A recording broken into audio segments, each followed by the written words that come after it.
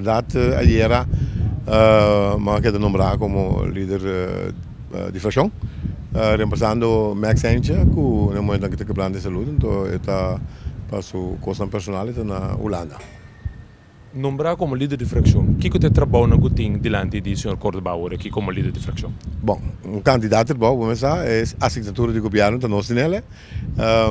Constantemente me dá uma depois que nós acabamos de entregar de carta famosa que nós entregamos na ministra de Justiça, PG Schram, então com Heiko de Jong, com o oficial, nós sabíamos que nós reunimos mais ou menos meia hora e nós acaba.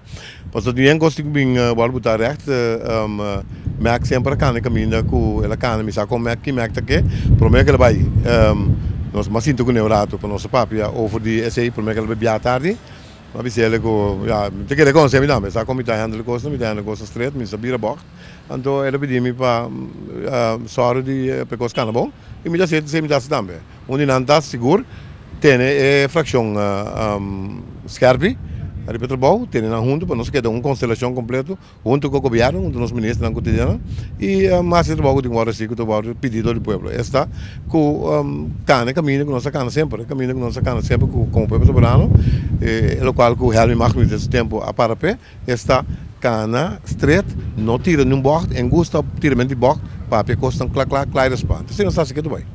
Seguro nós mira agora que falta membro do parlamento como também atender com essa aqui hoje.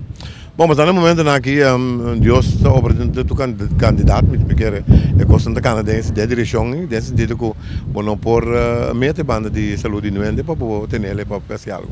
Eta bom tratamento no momento aqui, eta passa saúde fora. Então nós deal com ele agora é o momento, pero nossa plania acaba que não está assim. Me quer assim plania rápido um pouco, mas o me quer ter único de parlamento que no momento aqui está a fora exterior para assunto americano. Que me se bom é bom, tem dois centros fora, um de parte de coalição e um de parte de oposição, que me tem diferença no lugar que está passando agora.